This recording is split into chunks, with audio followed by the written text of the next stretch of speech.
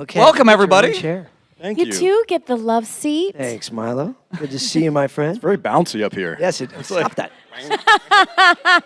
Now do that for the next 40 minutes. Oh, this is like a trampoline. No, it's very like, yeah. Stop doing that. Let's do like a double bounce for James. Anybody who's ever owned a trampoline out there, you know what I'm talking about. Well, welcome to heaven, or Iowa as they call it. Ah, Yes. yes. You guys It's our been here first time. Have you guys your first time? First time in Iowa. It's my first time to Iowa too. Yours too? Yeah, me Yeah. too. Look at that. Very cool. Thank So- you for the warm welcome. Yeah, do you guys get a chance when you're going to conventions, are you able to get out and see anything, go to any local eateries? Is it usually like airport, hotel, convention center, hotel, airport? Yes. James finds the Whole Foods in every city he goes to. I have been to probably almost every single Whole Foods there is in the world. Yeah. That's it. We get to the hotel, then we go to Whole Foods, and then I text Ashley. Ashley, they got that protein drink. Do you want that? And she'd be like, I was already there. I already got it. And then I'd be like, okay, well, and then that's it. And then Matt, do you want anything? No. Okay. And then that's it, because he's Mr. Healthy. One thing I want to talk about it's a sad topic to me because I miss it so much. It's been 10 years since the very last Star Wars weekends. And that's where Ashley, James, that's where I met you guys for the very first time. Do you guys have any favorite memories of Star Wars weekends at MGM Studios, Hollywood How much time Studios? you got? Man, that was so special.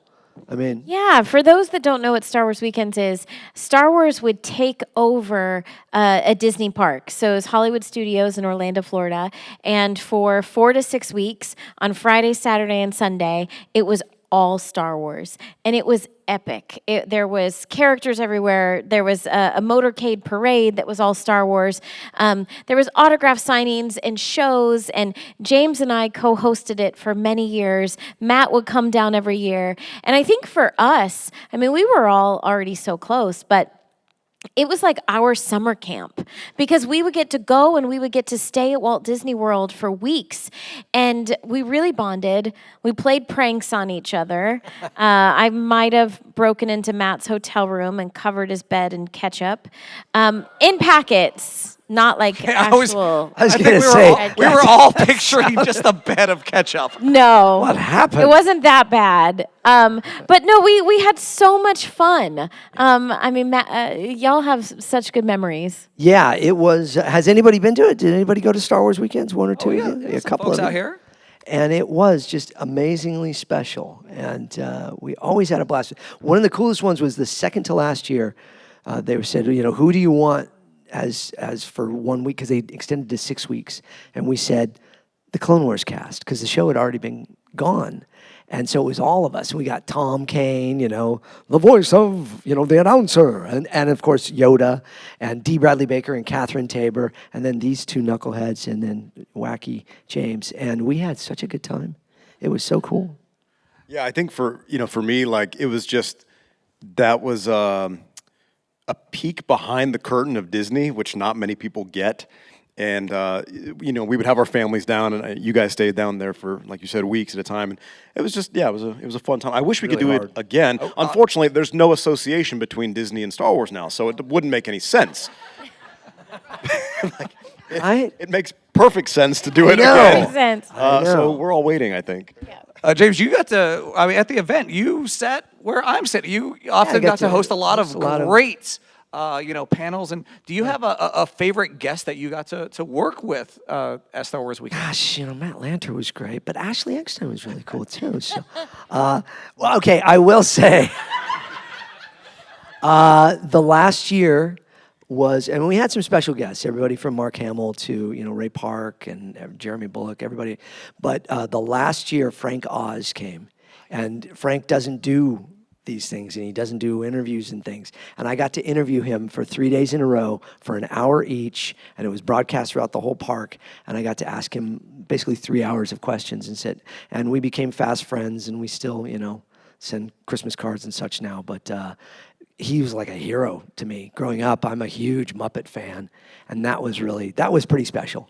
I literally have photos of that on my phone. Is that right? Yeah, so That's so I was there, so I'll share those with you after. For Clone Wars, did you guys read together, or was it a roundtable, or was it it was roundtable? Yeah, we read it like an old radio play, and we just did one scene at a time. And typically, we'd really only do 2, maybe 3 takes of a scene. So really, like what you guys hear is probably our first or second time reading it. A lot of times, our first or second time reading it at all, because usually they would keep the scripts from us until we got into the booth, especially kind of like later on, some of the more secretive episodes. But that was, it really spoke to how Dave sort of trusted us with our characters, and that we were all had a good synergy, and we kind of knew what we were doing at that point. When it came to season 7, did you think that would have ever happened? And what were your reactions when you found out after a couple year hiatus that it was making a return? So I'm a very positive person, but I did not think it would ever come back. And I think it was probably a protective measure because we were all so crushed when it was canceled. I mean, we were devastated. And so I think I never wanted to get my hopes up and then it not happen. So when I did get the news, D. Bradley Baker totally violated all trust in NDA, and and he was with Dave Filoni and the cast of The Rebels. They were wine tasting in Northern California, so I knew that like some wine was flowing, and so they usually play pranks on me, and so all of a sudden D texts me, and he was like, "Clone Wars back," 8 episodes or whatever he texted, or 12 episodes. And I'm like, oh, funny, D. This is a prank. This is a really mean prank. Like, I'm not going to fall for this. I know you're with Dave, and y'all must be playing a joke on me. And so I literally, we read the text chain at Star Wars Celebration once, but I'm just like, no. Like, y'all, this is a prank. And he's like, no, really, Clone Wars is back. And I was with my husband at the time. We were actually at Walt Disney World in line for a ride, and I was like, they're playing a prank on me. Like, I can't believe this. And so he goes, no. He's like, we're coming back. So fast forward, I'm like, unless I hear it from Dave Filoni, I'm not believing this. And so then I got a call from my agent, and my agent's like, so Clone Wars is coming back. And I'm like, there is no way. This is a really mean prank. And so I finally called Dave Filoni, and I was just like, do you have something to tell me? And he's like, why? And I'm like, I think you have something to tell me. And so finally he told me, and then Matt texted me. I got a call from my agent and, said Clone Wars is back, and I'm like, nah, that's weird. So So I text Ashley, and of course I was told, but this is, you got to sign NDA, you can't say anything, very secretive. So I text Ashley, and I was like, hey, have you heard anything odd lately? But of course I didn't want to say it, so I was just trying to get her to say something back to me. And then, because we're also paranoid, because like Matt said, everything's so top secret. We wouldn't get our scripts until we would walk in the door. And so I knew what he was getting at, but I'm not putting that in writing. So I was like, can I call you? And then, so I called him, and I was like, yeah, I think it's happening. Yeah, and this sounds very Hollywood. I was at a recording at Disney on a soundstage doing ADR for the movie Solo, the Han Solo movie. And it was myself and Tom Kane and Matt Wood, this genius sound designer, Oscar-nominated sound designer, who's also General Grievous in the Battle Droids. And Matt was the one that told us, but he was the same. He works there, and he was like, I'm hearing this rumor, and I'm like, okay. And then Tom knew everything. Tom always knew everything before anybody, And he was like, no, yeah, I've heard that. I'm like, what? And then I went home, and then my agent called me. So it was just weird. And then you guys got to be very special at Comic-Con San Diego. You share that a little? Yes. So it's amazing to pull off a surprise these days. So if you can successfully do it, it's so exciting. And for us, it's really nerve wracking because, we knew this information for 6 months before y'all found out. And so to be able to surprise everyone at San Diego Comic-Con, I don't think anyone saw it coming. And the roof blew off the place. It was really special. Oh, yeah. I was crying. I didn't mean just you. I meant everybody. Oh, yeah. Yes. Yeah. Matt was jumping Matt up and was- down. And Dave was just, we're making Star Wars. That's my Dave Filoni impression, sorry. So here we are again in 2025. People are still coming out to celebrate this show. We're doing another season? No. Oh. So We're doing more Star Wars. Oh, I was just thinking 6 months ahead, what information does Ashley have right now that we don't have? I'm actually at a time where I have no information. It's Well, there was the new one just released, though, and the Lego. September 19th. Yes. Not Those a- that have information was- Oh, information. yes. So September 19th, Disney Plus, Lego Star Wars Rebuild the Galaxy, Pieces of the Past. I get to voice Ahsoka again. And I play Dark Obi-Wan Kenobi. He's evil in that. I saw that. Yeah. He goes, hello there. I don't think I'm in that one, so No, unfortunately you're not. I Yeah. hope you guys had fun. But as we are, again, as you mentioned, that new series, the Lego series, and here we are celebrating it here in 2025. And what is it about this show, the story of Clone Wars that you think is still getting new fans to this day? I don't know. I think it was a time in these characters which are they considered legacy characters now? Kind of, I think. So it was a time in their lives that I think, really speaking for Anakin specifically, it was a person that we hadn't seen yet. We heard about him. We heard he was a hero, but we hadn't got to see that he was a hero. And I think the Clone Wars is just a fun watch, and then to see these relationships evolve, these two and these two, and then what's to come, it really just plants all these seeds of just great storytelling and character development. And I think that's why people love it. It's the characters are incredible. Yeah, it's fun to meet so many of you. You come up to the table and you say, the Clone Wars movie was my first Star Wars. I'm sure you've had a lot of just this weekend. And I think back, for those of us that are older, think back to before the Clone Wars. Star Wars was starting to be kind of like this thing, yeah, okay. Clone Wars really brought this resurgence, and then it made it to where families could watch it together. And then you had the little, what we called the fortune cookies that came on at the beginning of the episode, the little blue writing and stuff, and these lessons that were taught. And so Star Wars would not be where it is right now without the Clone. And now, we're not taking credit for that in any way when I say that, but I'm just saying, honestly, it's how cool is that? Agreed, 100%. Now, something that you. It's a combination of what you both mentioned. Yes, there are these, characters, Obi-Wan, and of course with Anakin, as you mentioned, you hadn't quite seen. You'd heard those. So was there any pressure on you to fill those shoes of those characters? With Obi-Wan being as established as he was, Anakin establishing who he would be. Well, for me, when I auditioned, I had no idea it was for Anakin. And so, they purposely didn't tell people that it was the character. So when I was hired, they just said, you got the job, by the way, it's Anakin. And so... by the way... Yeah. And so, but I think what that told me is they weren't really looking for an impersonation. They were looking for something that was sort of a new spin. And I just took my direction directly from Dave and George himself. I went and I had a meeting with George, and he was telling me about how he wanted to see this Anakin. Do you know George? Whatever, man. Yeah, I had a meeting with George. Do you know George Lucas? My pal George? Yeah. He's a friend of mine. Yeah. But it just sort of, he was giving me direction, and how can I go wrong if I'm taking these guys' direction? I felt like I was doing my job, and honestly, it helped that I wasn't a huge Star Wars fan when I got that job, or else I would have been really nervous. Now I'm in it deep now, but at the time I wasn't, and I think that actually helped me. Okay. Well, you want to talk about Obi-Wan, Ashley? You want to?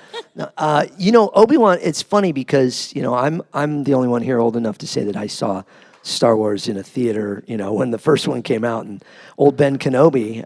Yeah. Thank you for applauding my age. I appreciate that. Give it up for the old man. Old man. But so when he said "hello there" instead of "hello there," it was a different hello there. But I always loved those characters, and I loved what Ewan McGregor had done when Phantom Menace came out. And I was like, he's doing Alec Guinness. I had friends, this was before I was, and they're like, yeah, it's cool. I'm like, no, listen. He's doing Alec Guinness. He's doing all the little things and stuff. And so then when I auditioned for him for the micro series of the Clone Wars. That was the original thing that I did. That was it was 23 years ago now, and because I am old. And I wanted to pay homage to both of them in that, and then our Clone Wars really allowed me to kind of combine them both into my own Obi-Wan. So yeah. So we do have time for some questions. If you have questions, please line up. As they are, as our great fans here are lining up, Ashley, I want to ask you, do you remember the moment that you realized that Ahsoka made that connection with the fans? I do. It was after the series was canceled. It was season 5. And I was at a D23 expo, and there was a lovely fan. His name is Jacob, but I didn't know that at the time. And I was about to leave, and my friend Thomas called me, and he's like, Ashley, are you still here? And I said, yeah, I was just about to leave. He goes, please, he said, come to the food court. There's somebody you need to meet. And there was an urgency in his voice. So I ran over to the food court, and I see this fan who had tears in his eyes, and I walk up, and he literally just wraps his arms around me, gives me the biggest bear hug, and we just stand there, and he sobs on my shoulder, just sobs. And we stood there for a couple minutes, and when I took a step back and I just looked at him, and he introduced himself. He said, Ahsoka saved my life. And nobody had told me that before to that extent. And he said, Ahsoka walking away from the Jedi Order gave me the strength to walk away from a very toxic situation. And she saved and changed my life. And it was at that moment when I realized, oh my gosh, this character has transcended the screen. And, she was already in my heart, but now she's in everyone else's heart. And it was then that I started hearing more stories like that. Ahsoka changed my life. She saved my life. And so that's why I say Ahsoka lives in all of us now, because she really does have a piece in our heart and in our minds. I love that. Hello, what is your name? Hi, my name is Hope. Hi. I would Hope, not be here I if it... love your name. Stop, thanks. And in time, a new hope will arise. This is for any of you. What would you say to an aspiring voice actor who works a 9-to-5 day job, whose only experience acting is like a tiny bit of high school theater? Well, the good news about that is that's what voice acting is acting. It is all about acting. It's a lot of character acting. Mm-hmm. But I think a lot of people think it's, just being able to do a good voice or what have you. It's really about what you can give to the performance. Because if 5'4", 120 pounds can be yabba-dabba-doo, Fred Flintstone, or Johnny Test, or even Obi-Wan Kenobi, then that's the magic of it, right? But that's because we're character actors. So study D. Bradley Baker's website, iwanttobeavoiceactor.com. He has a wonderful free website, iwanttobeavoiceactor.com, convenient name. And it is wonderful information on how to start. And then Yuri Lowenthal and Tara Platt wrote a wonderful book called Voiceover Voice Actor, which is also great. But the biggest thing is learn to like your own voice. Listen to yourself as much as you can. Read comic books out loud. Read Star Wars books out loud. Read anything out loud. Get used to it. That's the main thing. But these two amazing, wonderfully talented actors were on-camera actors. And I think the reason why they brought so much depth to the characters that they did is because they just acted. They did their job. And that's really what it is. Great, thanks so much. Thank you. Hello, what's your name? Isabella. Hi, Isabella. Hi. I was just curious, so with let's say hypothetically, if the show ever brought back again, what would be something that you would want your character to like tackle, like an arc or something like that? Yeah, we talk about what if stuff, but I mean, if we're going in the timeline, you know, I'd be kind of a bad guy now. Yeah. So I don't know, but what if Vader like officially met Luke and Leia, and he was like, "Nice to meet you." A nice little Father's Day brunch. Yeah. Papa? I mean, obviously we've seen that Ahsoka has met Luke. We never got to see, you know, if she met Leia. I'm sure she did. You would think. So that's my what if. I would love to see that moment when Ahsoka meets Luke and Leia, and I'd love if it was an animation. Yes. I'm spoiled. I'd like to go back in time and tell the story of the Duchess Satine and Obi-Wan, or I'd really love to see more of just the adventures that we didn't get to see, maybe a little younger Obi-Wan and Anakin. Yeah. And then very, very young, but still Ashley playing Ahsoka with Jedi Master Plo Koon as well. Yes. Well, thank you guys so much. Thank you. Thank you. Hi, Hello. Hi. my name is Paige. Hey, Paige. So, for my question is, you guys have been so much inspiration for thinking. Thank you so much for voicing my childhood characters. So, my question is, has there been any funny moments outside of Clone Wars? How much time you got? I mean, it's so silly, and Matt's gonna roll his eyes. But since I mentioned the bed full of ketchup, there's a ketchup war that has been going on for years. Oh, no. And there's a restaurant at Walt Disney World where Matt didn't know this, but I did, and we happened to be there at the same time. If you ask for ketchup, then all the waiters in the restaurant yell that everyone in the restaurant has to bring their bottle of ketchup and put it on your table. Well, we got everyone on our side, me and my husband, and anytime anyone asked for ketchup, we made them put it on Matt's table. So you look over, and him and his gorgeous wife, Angela, they're on a date, and their table's just covered in ketchup. And so that started the ketchup wars. And so that's why I broke into his hotel room and covered their room in ketchup, and it just started. Which, by the way, that's got to be illegal, right? No. Why would they give her the keys to my room? Not for because she's Ashley. Ashley has Ashley the can do keys to whatever. Disney. Because you know what? Everyone's on Team Tano, Matt. Everyone. But Occasionally, I'll show up to places like, for example, Nashville, Tennessee. I'm doing a private signing. Ashley's not even in the same state, and there's a bottle of ketchup on the table waiting for me.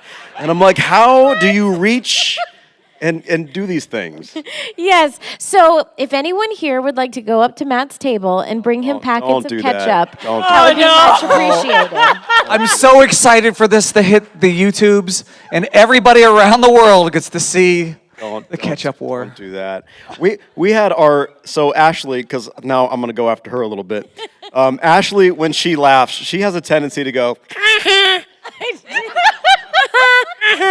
And so our sound engineer Cameron one day recorded her in the booth going, and so for like 6 seasons, at a touch of a button, he could.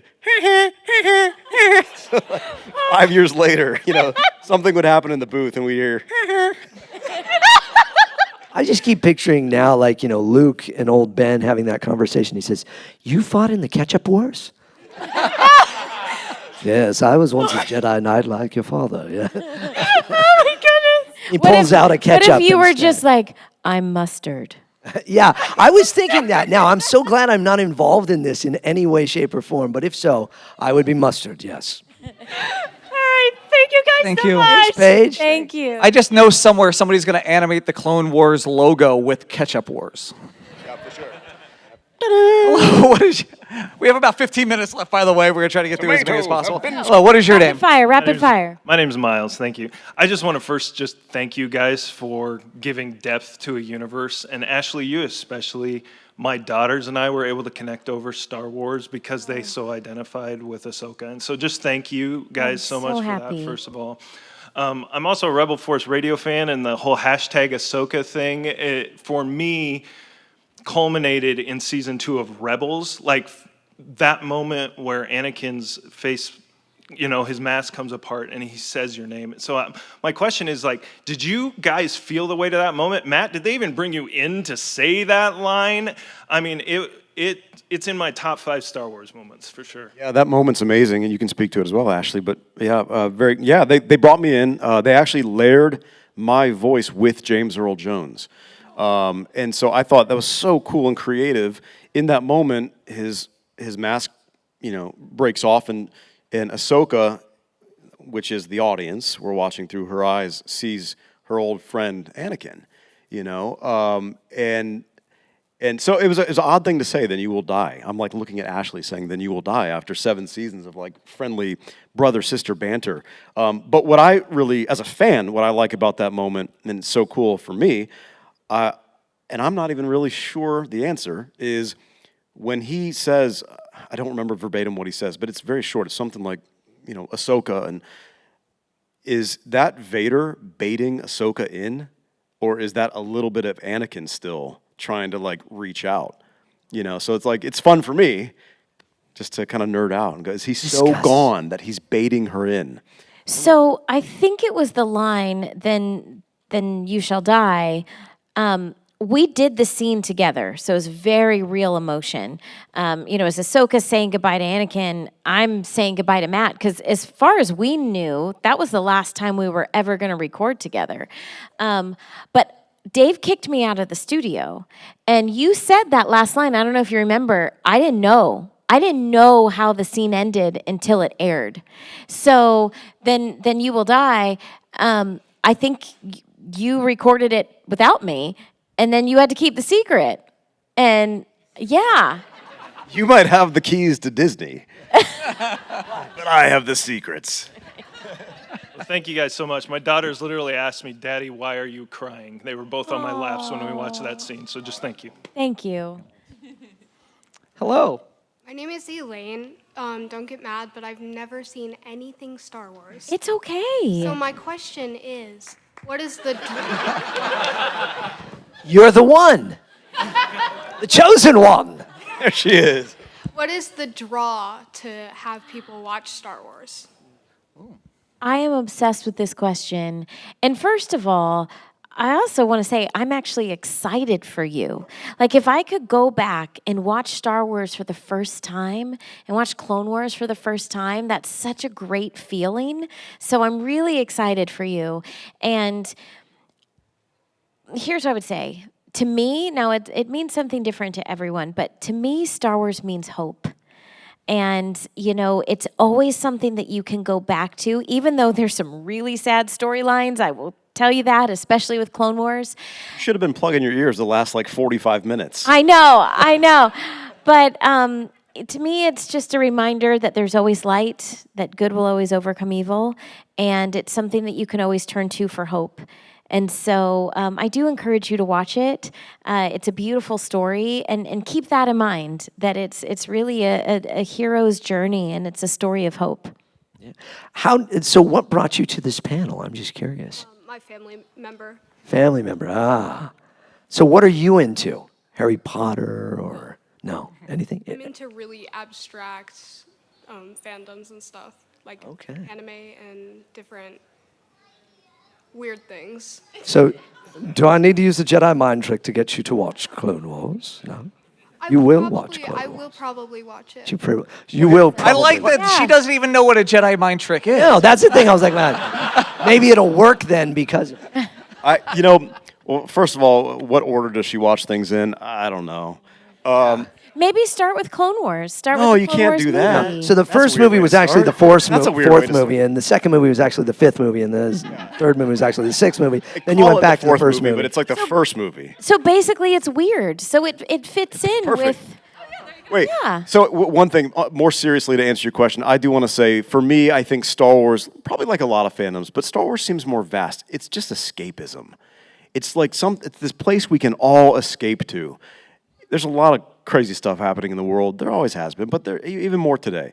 And so I think it's just a fun place to escape to and surround yourself with these characters and these environments, and they're fun and they're creative and they're colorful and they're drab and like just everything. I think it's got everything, and it's got something for everyone, I should say. But escapism. Thank you. Well said. Thank you. Thank you. All right, so we have about 10 minutes left. I think we can get through this lightning round. Hello. Hey, let's go. Hi, my name's Austin, Hello, Austin. and I have a question for Ashley. Even though we got Rosario Dawson playing Ahsoka in live action, but would you like to play Ahsoka in live action, maybe like in a flashback or anything like that? Of course. I would love to. I mean, I'm not going to lie. It would definitely be a dream. So if ever given the opportunity, I would jump at the chance. So maybe one day. But thank you for asking. Thank There you. was some wonderful photos you had once in Ahsoka. You look exactly like Ahsoka. That's the wonderful thing. If she's dressed as Ahsoka, she is Ahsoka, though, right? I think we all agree. Ashley is Ahsoka. Hello. Hi, my name's Andrew. First off, thank you guys for being here. You guys and Avatar: The Last Airbender, or Clone Wars and Avatar: The Last Airbender were probably the two shows I watched religiously, waiting every single week for. My question was, I've seen in an interview with Ewan McGregor that he likes to humor himself by occasionally using the Force on automatic doors. And I was wondering if you guys had any like little bits that you guys like to do to humor yourself off of your characters. Yeah, I mean, how do you not do that? Every time James and I are in the airport, we're always, Or the things where the towels come out. And, you just put your hand in front of it. Yeah. And I every once in a while, I wonder, like in a men's room, if somebody's going to go, it's Obi-Wan doing it. Yeah, of course. We did that actually on the way to the hotel last night. Some people were walking, we said, let us get that for you. I used to seriously try it. My husband used to play baseball, and when he did, that's when, Clone Wars was on the air. And when he was up to bat, I would be like, you will get a hit. And if he did get a hit, I would take credit. I absolutely would take credit. He's a World Series MVP, so I think it worked. I mean, yeah. Thank you so much. Thank you. Hello. Hi, my name is Cody. My question is for all three of you. If you could live in the Star Wars universe, what planet would you want to live on? Not Hoth. A little cold there. Not Tatooine. Not Alderaan. Oh, too soon. Too soon. You can pick one. All but one person in this room gets that. Good one, Milo. That's what I was thinking. Alderaan's a great place to go. So for real, I would say Naboo. Yeah, Naboo, it's amazing. Yeah. There's romance and Dagobah. waterfalls. Dagobah. It's so stinky in Dagobah. Can you imagine? Yeah. It's like day 3 of a Comic-Con.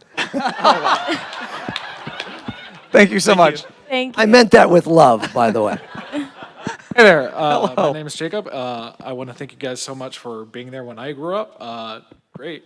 My question for you is, what is your favorite emotional scene you've had to voice act? Emotional scene? Oh, there's so many to choose from, sadly. But the season 5 finale, where she walks away from the Jedi Order. Season 5, The Lawless. You can kill me, but you'll never destroy me. It takes strength to resist the dark side. Only the weak embrace it. Yeah, that stuff, that was powerful. I think the Mortis arc, when he's going, what will I become? That realization is powerful. Thank you. Thank you so much. Hello. No, we're going to get through it. I know we're going to get through this. We've got a couple minutes left. Hello. Hi, I'm Brendan. My question for you, all three of you, is what's your favorite Star Wars villain? Villain, for sure, Darth Vader. For sure. He's right here. I love Cad Bane. Oh, man. I was going to say Cad Bane. Sorry, man. There's a few more. Pick one. Ice Noodles. No. Uncle Owen. No. I count. Yeah, I do. I love Cad Bane as well, and I love Corey Burton, who's an amazing, amazing actor. He was Count Dooku, he was Sy Snoodles, he was Zero the Hutt, and he was many other characters in the show. If you don't know who Corey Burton is, please look him up. Yeah. All right, thank you. Thank you. Thank you. Hello. Hey, how's it going? My name is Ian. I watched Clone Wars starting in like 2008. Stopped, and then when season 8 came out, I was like, okay, we're gonna binge the whole thing. My question is, what are some of your guys' favorite lines from the show? Mine is not a super well-known one, but it's from the final season where she says, "In my life, when you find people who need your help, you help them, no matter what. I guess it's just who I am." And I think it just truly sums up who Ahsoka is. And when I recorded it, it instantly became my personal motto. I have a lot of favorite lines, but I think my absolute favorite is not from the Clone Wars. It's from the Skywalker saga when I got to say, "I hate sand." Of course, and it's rough and it's irritating. Well, there's so many, you know. "It's over, Anakin. I have the high ground," you know. Or "Hello there," or "I have a bad feeling about this." But I'd have to go with, "No, Anakin, she's not my girlfriend." Thank you. Thank you. Hello. Grab the part there that looks like a bicycle brake. Right there. Right. Yep. Right where your hand is. Your hand is right on it. Nope. Right there. There you go. How are your knees, James? You're good. Hi, my name is mention I'm the Leo, oldest? and I Oh, want what to is your ask. name? Hi, my name is Leo, and I want to ask. It's for all three of you. What is your favorite Star Wars movie? Like with the first 6, like have Anakin. Mine is definitely Star Wars The Empire Strikes Back. I love it. I love all the Jedi training in that one. Well, I do love how emotional Revenge of the Sith is. I mean, I feel like it's always underrated, and I love those scenes are amazing. Well, I always used to love Return of the Jedi because, see, I grew up, I was probably about your age when Return of the Jedi came out, and so it was very special to me. But Empire Strikes Back is a huge favorite, but I go back to A New Hope because without A New Hope, we don't have any of it. None of us are in this room. Well, except for, wait, where were you? What it hasn't said. But, yeah. Thank you. Thank you. Thank you. Love Clone Wars. Aw, thank you. Hello. What's your name? Hi, my name's Oliver. Hi, Oliver. And my question for you is, what is your favorite episode of Star Wars: The Clone Wars? Ooh, favorite episode? Yeah, well, I kind of already said it. I always say the Mortis arc. It was so weird and so odd, and there's so much kind of revelation. But then when it was done, we didn't ever really go back to it. It's just weird. I still don't really know what we watched, but I kind of like it because of that. Yeah, I don't. It's interesting. I don't understand the Mortis arc. Why didn't it reappear later either? Yeah. They could do a whole spin-off on that. I think it'd be really cool. Or a side thing. Well, I think Dave is basically doing it now. Oh, yeah? Oh, yeah. Okay. Yeah. I don't keep up with that guy. It's too busy. I loved the Lawless episode, as I mentioned before. I think because it's my least favorite and my most favorite episode because it was so beautiful. And they tricked me, speaking of Dave. They didn't tell me what was going to happen in that episode. So as I read it, is how I experienced it. So, yeah, it's my favorite. My favorite is definitely the season 5 finale, but the Siege of Mandalore with Ahsoka and Maul. I think that fight between Ahsoka and Maul is one of the best in all of Star Wars. And shout out to the animators, to Ray Park and Lauren Mary Kim for doing the mocap. I mean, it's just, I think, perfection. I agree with the Maul and Ahsoka duel. That was like one of my favorite parts of the whole series. Awesome. Thank you so much. All right, looks like we got just a couple more. We can do this. Hello. What's your name? Yeah, my name is Kalen. Thank you guys for being out here. First off, Matt, I loved your work at The Mandalorian. Great job with that.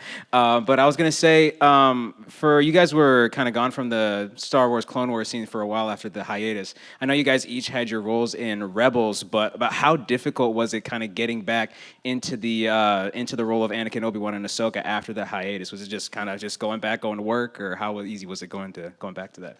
I like to say it's like riding a bike or, stepping back in a pair of like boots that have already molded to your feet. You've walked miles upon miles in them, and you put your feet in, and you're just like, yeah. And then you can just go about your day, and they're so comfortable already because you've already worn them in.